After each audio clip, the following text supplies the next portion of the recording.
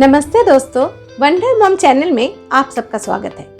आज के इस वीडियो में मैं आप लोगों के साथ मेरा कुछ पर्सनल एक्सपीरियंस शेयर करूंगी, वो भी ओल्ड गोल्ड एक्सचेंज को लेके, क्योंकि हम सभी महिलाएं गोल्ड पहनना पसंद करते हैं और अक्सर हमारे घर में अगर टूटे फूटे या फिर पुराने गोल्ड रह जाते हैं तो हम उन्हें एक्सचेंज करके कुछ नया लेके आते हैं। तो इन सभी चीज़ों को एक्सचेंज करते समय हमें कौन कौन सी बातों का ध्यान रखना चाहिए, ये सभी बातें जानने के लिए आपको मेरे वीडियो के अंत तक बने रहना होगा, क्योंकि इस वीडियो के जरिए मैं आज आप लोगों को ढेर सारी नई नई बातें बताने वाली हूँ, जिसे जानने के बाद मुझे उम्मीद है कि आप भी अगर इस तरह का ओल्ड गोल्ड एक्सचेंज ऑफर में जाना चाहते हैं तो उसके पहले ये सभी सावधानियाँ जरूर बरतेंगे।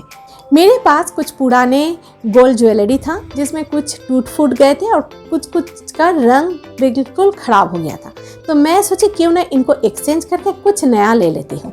इसलिए हमारे घर के आसपास जो लोकल ज्वेलरी का दुकान होता है तो हम लोग वहीं पर अधिकतर जाते हैं। कुछ टूट गया या फिर कुछ ख़राब हो गया तो उसको ठीक करने के लिए, तो मैं वहाँ पर गई और सोची कि उसको एक्सचेंज करके कुछ नया मिल जाता है तो ले लूँगी।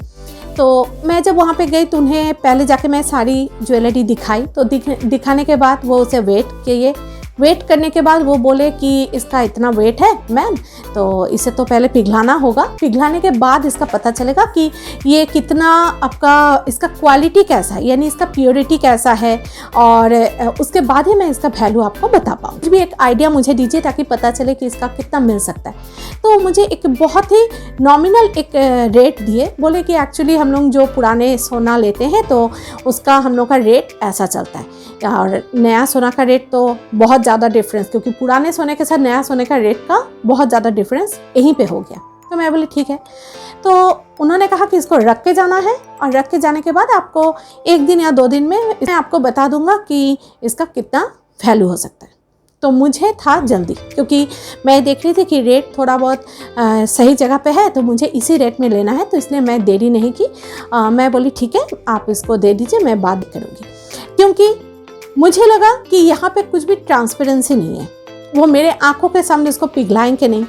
वेट करने के बाद अगर वो कम हो जाता तो वो बोलेंगे कि इसमें बहुत ज़्यादा खाद था इसलिए वो कम हो गया, और प्योरिटी के बाद भी तो छोड़ दीजिए, क्योंकि वो मुझे पता नहीं चलेगा कि ये 21 कैरेट का है कि 22 कैरेट का है, तो मुझे प्योरिटी भी बिल्कुल पता नहीं चलेगा कि इसका कैसा है। इसी वजह से मैं वहाँ से चली आई।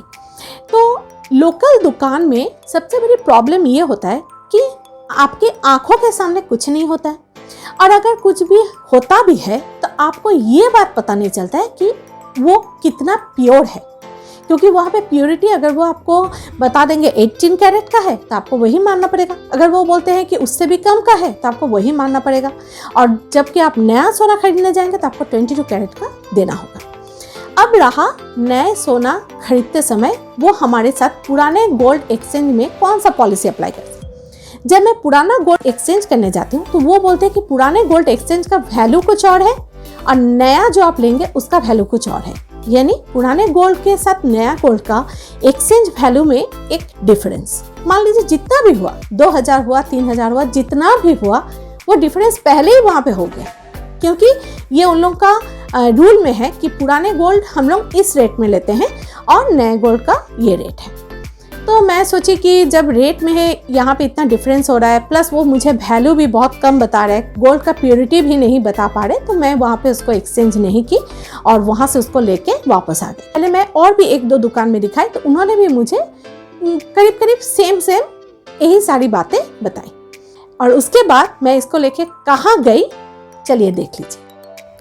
मैं वहाँ से तनिष्क का शोरूम में गई और जाके वहाँ पे मुझे कुछ लेना था, तो मैं उसे पसंद की, और पसंद करने के बाद मैं उनसे कही कि मुझे ओल्ड गोल्ड एक्सचेंज ऑफ़र में जाना है। उसके बाद उन्होंने मुझे ओल्ड गोल्ड एक्सचेंज ऑफ़र का जो कॉर्नर था वहाँ पे लेके गए। वहाँ पे पहले मेरे सारे गोल्ड को उन्होंने वेट किया, वेट करने के बाद उसका कितना प्योरिटी है वो भी उन्होंने मुझे मेरे आंखों के सामने उसे चेक कराने के बाद उन्होंने मुझसे परमिशन मांगे कि इसका इतना क्लैरिटी यहाँ पे आ रहा है, इतना ग्राम गोल्ड है, इसे पिघलाने के बाद एस्टिमेट इतना आपका वैल्यू आ सकता है।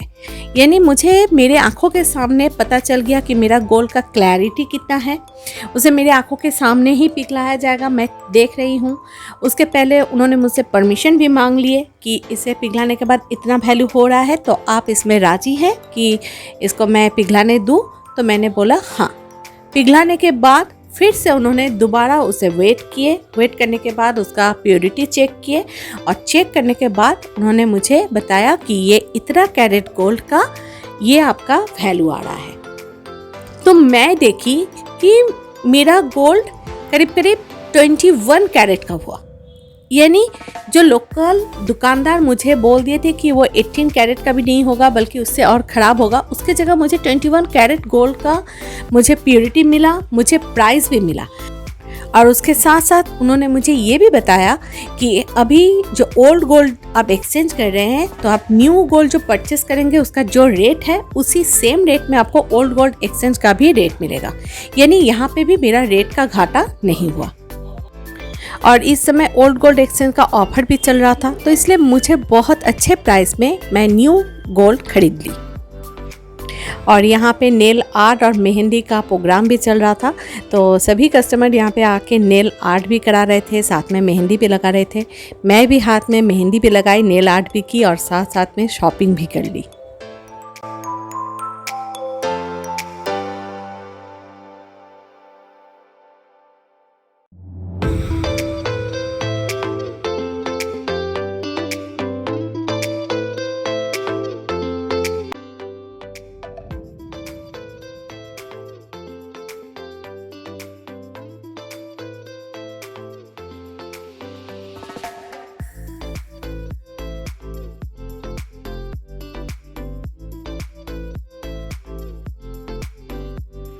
दुकानदारों के हाथों लुटते लुटते बच जाए।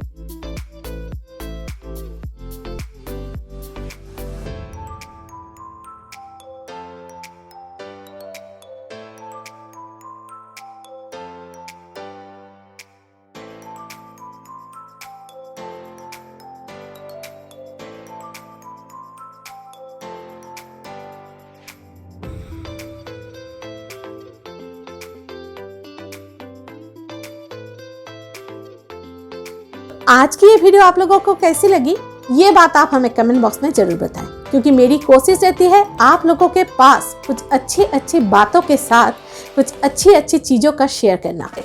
और जब आप मुझे कमेंट्स करते हैं तो उसके बाद मुझे आप लोगों के लिए वीडियो बनाना और भी अच्छा लगता है। तो आज की वीडियो कैसी लगी, ये बात आप हमें कमेंट बॉक्स में जरूर बताएं। अच्छा लगने पर इसे लाइक और शेयर जरूर करें। सब्सक्राइब करने पर मेरी अगली वीडियो की नोटिफिकेशन आपके पास पहुंच जाएगी।